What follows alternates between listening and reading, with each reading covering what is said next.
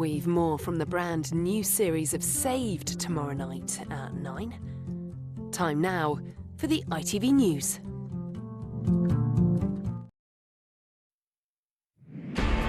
More job losses at Tata Steel beg a string of inevitable questions tonight.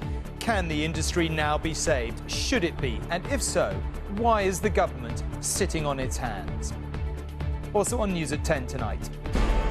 Learn English or go home, says David Cameron. We are home, say the immigrants we've spoken to, but we should have learnt English.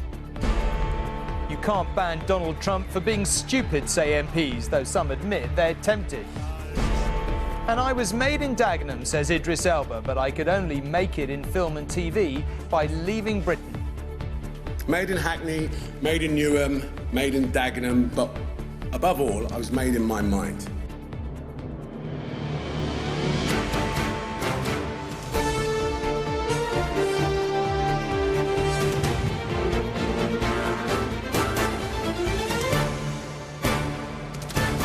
This is ITV News at 10 with Tom Bradby. Good evening. Once in a while, you do encounter a statistic that does seem to cut straight to the heart of an issue. Did you know, for example, that a ton of Chinese steel is now actually cheaper than a ton of Chinese cabbages? It seems absurd. Arguably, it is. But how are British steelmakers supposed to compete with that? Well, the obvious truth is they can't. So once again today, we saw the consequences in Britain's steel industry, most notably in the South Wales town of Port Talbot. Nearly 650 jobs will go there, another 400 more in Tata Steel as a whole. Workers are worried that the whole Port Talbot operation will end up closing unless the government does something to protect it from the fallout of cheap Chinese steel. And on ministers' record to date, they probably shouldn't hold their breath. Night has brought to an end another dark day for Britain's steel industry. 4,000 families at Port Talbot now waiting to see if their livelihoods will go when 637 jobs are lost. 400 others will be let go at Llanwern, Corby and Hartlepool in the hope that some layoffs may save the industry. We've been losing significant amounts of money, and I think it's a prudent and vital action that we actually take. Port Talbot is the UK's biggest steelworks, and that significant financial loss is thought to be £1 million a week. My grandfather worked there, my father worked there, I work here, and my son works here. Graham Rowland's family, like many others, must now contemplate an end to the generational ties with the industry. Morale is very low at the minute. It doesn't stop people trying their best to get the product out. It's been very difficult for everybody. I think we've just been waiting really for this announcement. The threat to the UK steel industry comes from many fronts. European steel has seen a sharp drop in prices caused by a flood of cheap steel, mainly from China. 5 years ago, a tonne cost around £490. By the end of last year, it was closer to £240. High energy bills make production expensive here. £130 million a year is paid to meet climate change rules. And business rates for UK steel companies can be up to 10 times that of France or Germany. Unions now want direct government action. We should start actually turning these Chinese boats around and tell them, sorry, we're not going to accept any more dumping, because it is subsidised without a shadow of a doubt. I think without that, it'll be difficult to see a future for UK steel industry in general. For more than a century, steel has offered this area an industry, an identity and an income, with many of the wages earned here being spent in the local community. It's estimated that when one job is lost in a place like this, 4 others are at risk. That is really desperate news in an area that already has an unemployment rate higher than the national average.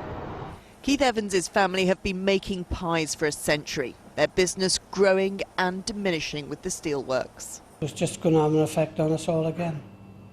Your business suffered the last time, did it? Yeah. And it looks like it'll suffer again. When this plant opened, it was a source of pride and hope.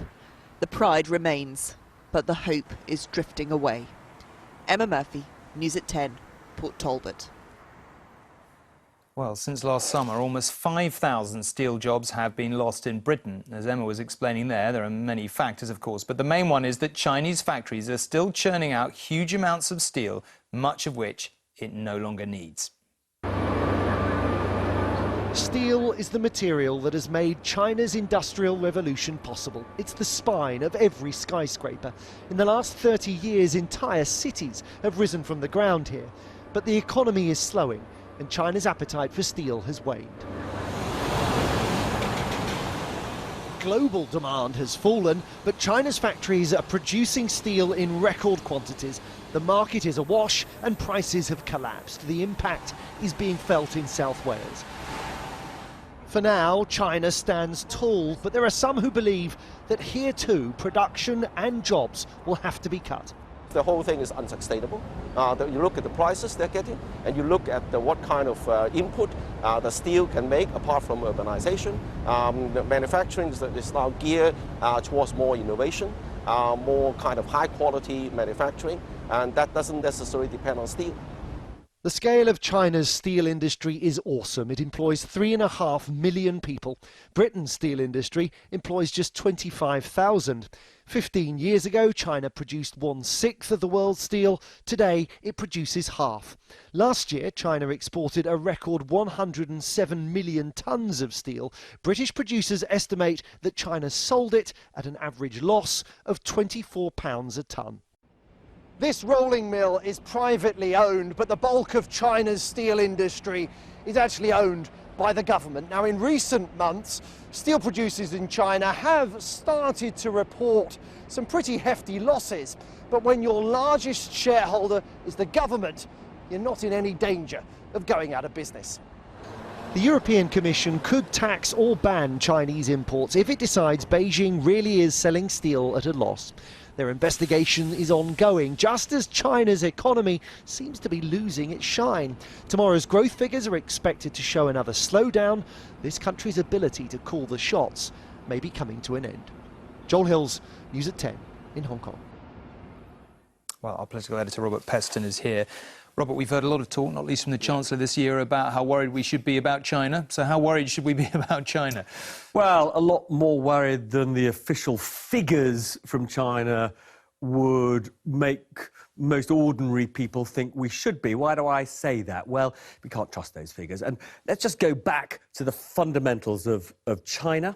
For 30 years, growing at an astonishing rate of 10% a year. That's about 3 times the rate we were growing. And at the time of the Great Crash, started to slow down. They will claim that the growth rate is just under 7%. Very few serious economists believe that that is the real rate. It's probably nearer 4 or 5. It could be lower still. Now, when China is the world's second biggest economy, that kind of slowdown really matters to all of us. And what we've all got to focus on is that the way that they've been generating growth since the Great Crash of 2008 has been fundamentally, seriously unsustainable. When we hit the buffers, they kept growing by going on the mother of all investing and lending sprees. And they accumulated debt, equivalent to about 100% of their GDP, their national income. Since then, now that is a rate of lending and borrowing faster than the rate of lending and borrowing that caused our crash. So we should all be pretty worried about this. And we should be worried. Obviously, ministers are going to come under pressure to help steel. Should they be? Could they do more? Look, ministers have done what they can in terms of removing some of the costs from steel producers, of paying for green energy. But you've got to put this into the context of what's been happening to our manufacturing industry in general. George Osborne, senior ministers, talked in 2010 about the need for the march of the makers. Manufacturing as a whole has continued to shrink since then. There is a big underlying story here, 2 underlying stories. We are becoming more dependent on services, and the world, because of China, is slowing down. Not good for us. OK, Robert. We'll come back to it, I'm fairly sure, but thank you very much indeed. Now, many people would probably think it is fair to link, as the Prime Minister did today, a failure to learn English with a failure to fit in with everyday British life. He had thousands of Muslim women in mind. He says new arrivals must be able to speak the language or face being sent back to where they came from. In Batley, as well as English, you're likely to hear plenty of Urdu, as well as Gujarati, often spoken by people who arrived decades ago. Razia has been here for 30 years, her friend Zabunisa for 58 years, and Zuleika for 45 years. They would have liked to take English classes, but as young mothers never found the time.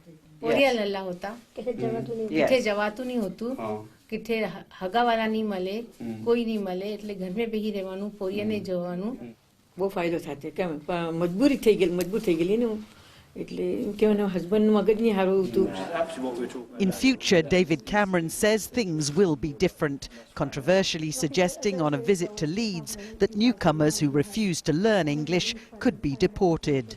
There are also obligations that we should put on people who come to our country, and chief amongst them should be obligations to learn English, because then you can integrate, you can take advantage of the opportunities here, and you can help us to build the strong country that we want.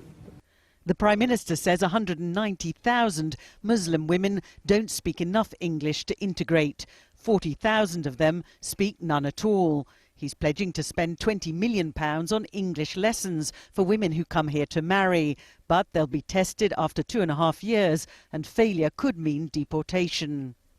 Few here object to the idea of extending English classes to those who struggle to master the language.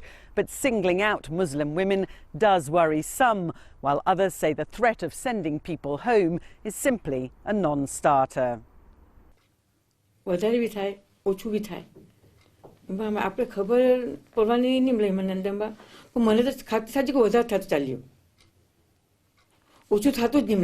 do you make of the suggestion that people like yourself who don't learn English should actually be sent back home? Wrong,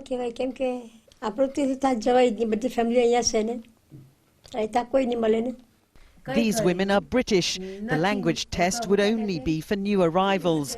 But would it really help defeat extremists? One former police superintendent thinks not. We have conflated extremism and radicalisation with learning English. Now, I work with some of the families who unfortunately their children have gone to Syria. The families speak English. David Cameron's critics fear singling out Muslim women may actually harm rather than help community relations. Libby Vina, News at 10, Batley in West Yorkshire. Well, there was, according to court evidence today, a reminder of that ongoing threat of terrorism, which is part of Mr Cameron's concern over lack of integration. The Old Bailey was told how 4 men in their 20s planned to kill soldiers, police officers and members of the public in drive-by shootings inspired by so-called Islamic State. Their intended targets, apparently, a police station and a territorial army barracks. They arrived at the Old Bailey to face trial, accused of plotting to assassinate someone on the streets of the capital. It's claimed Tariq Hassani, Suhaib Majid, Niall Hamlet and a fourth man, Nathan Cuffey, were planning to execute a policeman or a soldier or even a member of the public in a drive-by shooting. The court heard the British men were inspired by the so-called Islamic State and say the prosecution, if the plot had been allowed to run its course, it would have resulted in a terrorist murder or murders on the streets of London, according to the warped ideology of the defendants. Medical student Tariq Hassani, nicknamed the Surgeon, had been studying abroad in Sudan, but is said to be a central figure in the plot. It's claimed he used his iPad to research potential targets and that this Army Reserve Centre in West London was one of them. The prosecution say that amounted to hostile reconnaissance and that even when the other men were arrested, he still intended to go ahead as a lone wolf terrorist. When the police raided the home of one of the suspects in northwest London, a pistol, together with 7 rounds of ammunition and a silencer, were thrown from his bedroom window. Proof, say the prosecution, they were intending to kill. They all deny conspiring to murder and preparing acts of terrorism. Their trial is expected to last the next 3 months. Rebecca Barry, News at 10. One of Donald Trump's solutions to the threat of terrorism in the United States was that controversial plan to ban Muslims from entering the country. This evening, MPs argued over whether to give Mr. Trump a taste of his own medicine. 500,000 Britons have signed a petition to ban him from coming here. Many MPs agreed with that, but others thought it would play into his hands. In an outbreak of not very parliamentary language, one even called him a wazzock. Sometimes American politics just seems a bit bigger, brighter and more brash than ours. But Donald J. Trump still seems to take things to another level completely. President Donald Trump knows how to make America great. Now the showbiz may great, but it's the politics which has infuriated British voters. Donald J. Trump is calling for a total and complete shutdown of Muslims entering the United States until our country's representatives can figure out what the hell is going on. Those comments provoked more than 500,000 people to sign a parliamentary petition calling for Mr. Trump to be banned from Britain. So today that in turn was debated by MPs, some of whom thought him dangerous enough to be worth banning. I don't think Donald Trump should be allowed within 1,000 miles of our shore, because he would embolden the EDL on the one hand and fuel the flames of terrorism on the other hand. His words are not comical. His words are not funny. His words are poisonous. But others thought he should come and meet their constituents. They may well tell him that he is a wazzock for dealing with this issue in this way. I've heard of a number of cases where people have been excluded for incitement and for hatred. I've never heard of one for stupidity. And I'm not sure that we should be starting now. Trump himself, appearing in Virginia today, ignored the whole thing. He does like to come here, enjoying Scottish golf courses so much he bought two. At the Trump International Golf Links, his representative spoke up for him. It's completely absurd that the UK Parliament is wasting valuable time debating a matter that was raised in America about American borders during an American presidential campaign. It's ridiculous. And there is another petition on the go calling for Mr. Trump to be allowed into this country, although today Commons officials removed 30,000 signatures from that, suspecting them to be fraudulent. In any event, Mr. Trump will be able to come here. The Home Office doesn't think him worth banning. Carl Dinnan, News at 10, Westminster. Not quite sure what to make of that. Now, it seems the race is on to make up for lost trading time with Iran now that sanctions have been lifted. Deals are being done in double quick time. In the past decade, the UK's trade with Iran has fallen from £800 million to £100 million. America's, on the other hand, has actually risen from £9 million to £220 million, thanks to farming and pharmaceutical products which weren't included in the ban. It is, in every sense, a new dawn for Iranians, the first day of what their government describes as a golden page in their modern history. And since yesterday, all the papers, whether those supporting the religiously conservative hardliners or the reformists, have been dominated by one headline: the end of a decade of sanctions. Mohammad Safari said, "We're happy. It feels like we're free now. We're out of the cage and can do whatever we want." It's a sentiment that captures the genuine sense of optimism, especially amongst young Iranians in a country that's been internationally isolated for so long. Jack Straw was Foreign Secretary when the very first attempts at a new diplomacy with Tehran was begun. One of the first senior British ministers to visit the Iranian capital, he continues to visit the country. This will be seen by historians as a profound moment in which Iran comes in from the cold. And the sanctions are the tightest and most effective sanctions ever imposed against another country. And this is not a tiny country, this is 80 million people, middle income. So it's had a deep trauma upon Iranian society. But it's the vast potential of this country that's already leading Western politicians to beat a path to Tehran. This is the Tehran Stock Exchange. When I visited it at the end of last year, it was establishing links with the London Stock Exchange. Iran has vast natural resources and a highly educated population, with a national literacy rate of 98% and 5 million university students, half of which are women.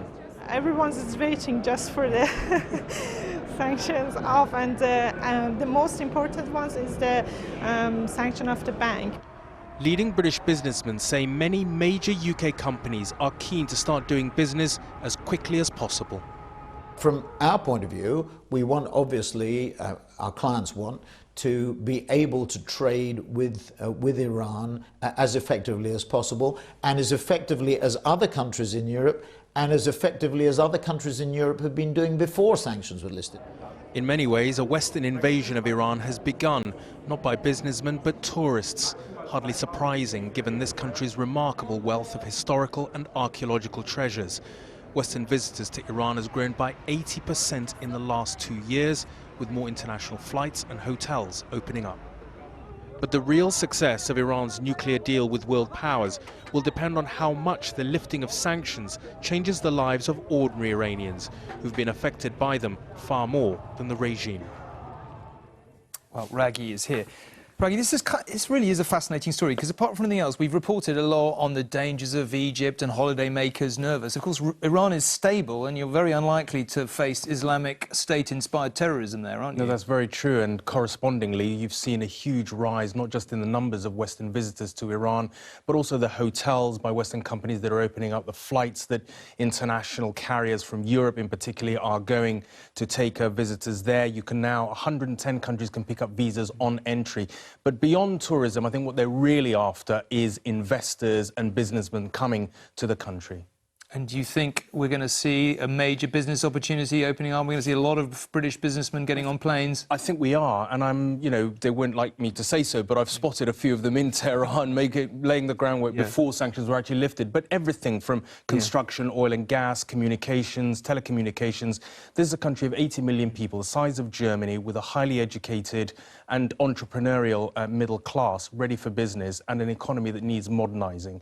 I think, you'll start to see a lot of British businessmen as quickly as possible there. OK, Raggy, thank you very much indeed. Now, we've reported plenty of times in the past few months the corruption investigations going on in world football and athletics. Before that, cricket. Now it seems it's the turn of tennis. The men's world #1, Novak Djokovic, has echoed claims of match fixing by saying he was offered money 10 years ago to throw a game. So is there any sport that adults or children can put their trust in? Long before he became the world's best, as he started life on the pro circuit, Novak Djokovic admits he was targeted. Gambling syndicates were willing to pay nearly £150,000 to the right player to intentionally lose a match. I was not approached directly. I was approached through, me personally, through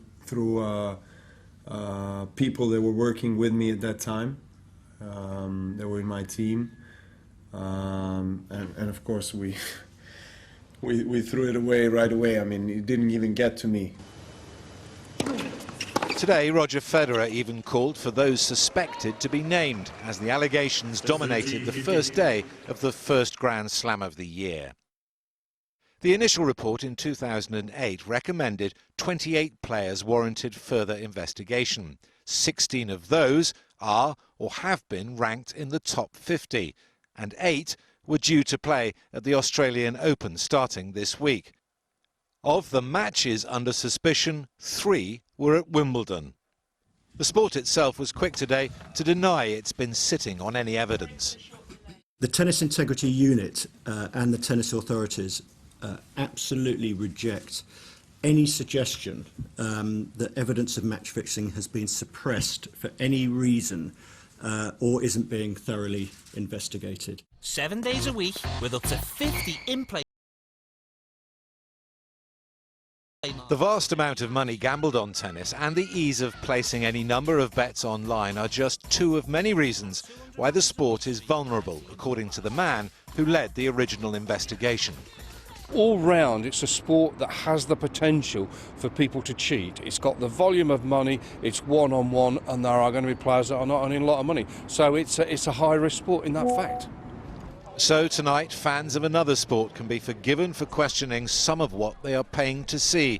It's up to those who run the game to reassure them that whatever the level of deception, they're doing everything in their powers to stop it. Steve Scott, News at 10. Representation of ethnic minorities on television is something broadcasters insist they take very seriously. But in many programmes, the diversity of the British population is not matched on screen or, for that matter, behind the scenes. The star of the crime drama Luther and many other things besides, Idris Elba, has been putting the case to MPs this afternoon. Just over 10 years ago, in 2004, black, Asian and ethnic minority workers made up 6.8% of the TV industry. Around 3,300 were employed in television. 2 years later, that number peaked at 5,500, or almost 10% of the industry. But since then, the numbers have been falling. The figure is now 7.5% of the TV industry as a whole, despite the fact that nearly 13% of Britain as a whole are non-white. Walking onto the Westminster stage, celebrated actor Idris Elba got a rapturous reception. Wow. But he wanted to talk about the lack of opportunity in Britain for black actors, which meant he'd struggled to be cast as a star. A white character, a white male, was always called a Caucasian, or a man with a twinkle in his eyes. Now, my eyes may be dark, but they definitely twinkle. And I was like, I want to play the guy with the twinkle in his eyes.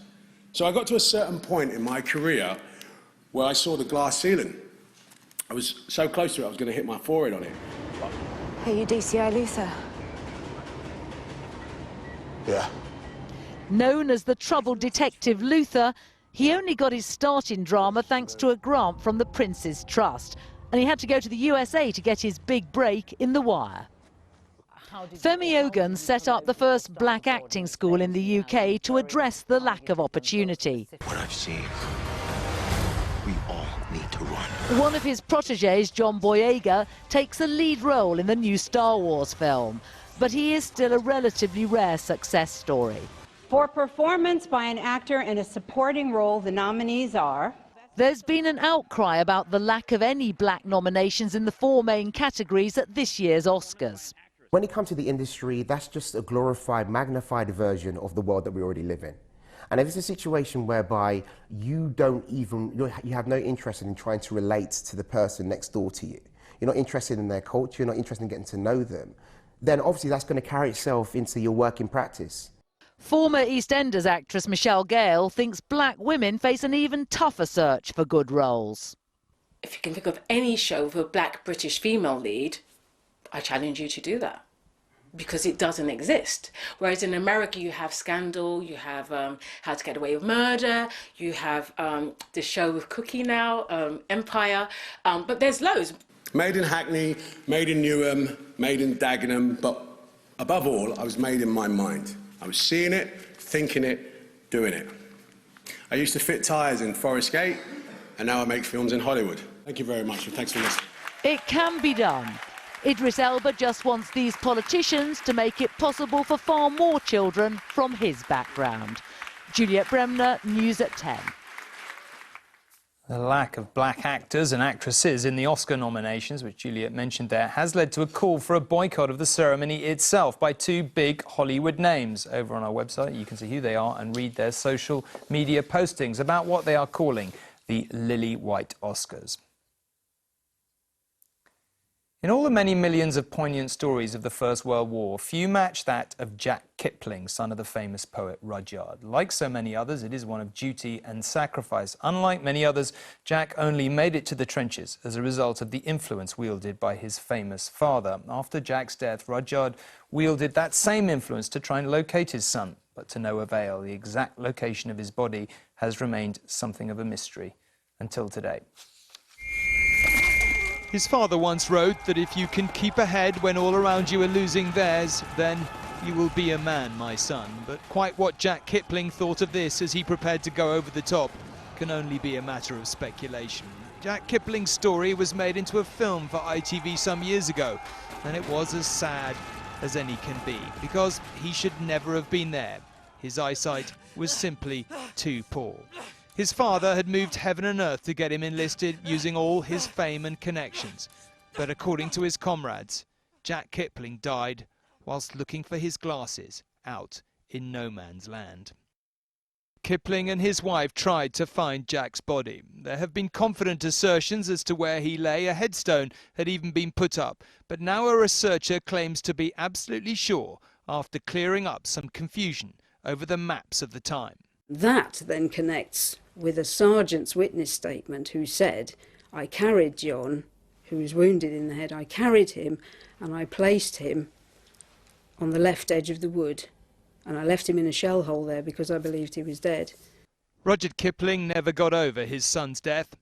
He wrote a poem simply entitled My Boy Jack. Have you news of my boy Jack? Not this tide. When do you think that he'll come back? Not with this wind blowing and this tide.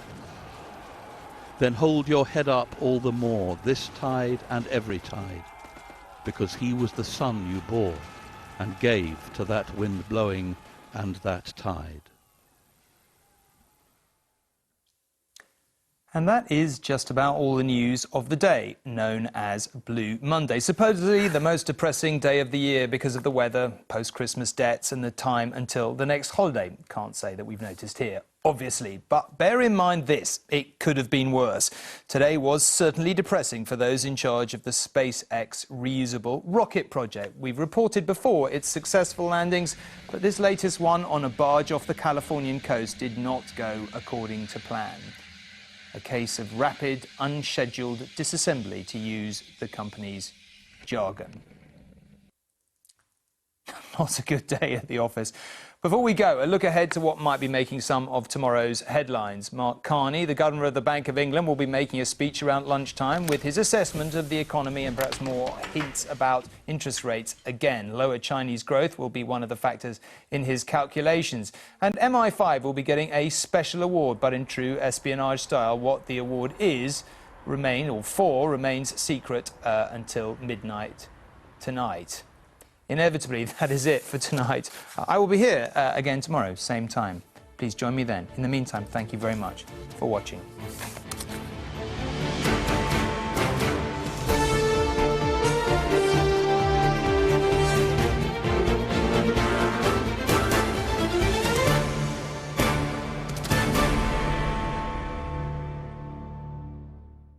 Come on, Dan boy, let's get this party started. Come on, England. Are you telling Sam it was over the line? Get in the game. RBS Six Nations on ITV. Rugby's greatest championship starts February 2016. Did you hear that? Must be in my head. Green Flag Breakdown Response sponsors the ITV National Weather. Hello to you again. A very good evening. Well, after a soggy start to the week for many of us, just a little drizzly, patchy rain out there tonight. A few light flurries of sleet and snow across northern spots, not amounting to too much. And as temperatures fall below freezing for most of us, frosty and icy. We could see -4, -5, maybe a touch lower through the southeast and East Anglia, the coldest night for quite some time. The compensation for a cold, frosty start tomorrow morning will be a beautiful, bright, clear, crisp blue skies, stunning sunshine, so much more in the way of sunshine compared to today. Just a little cloud cover here and there across central and northern spots, and staying very much on the cold side, but those temperatures recover through the southwest and Northern Ireland. Good night. Green Flag Breakdown Response sponsors the ITV National Weather.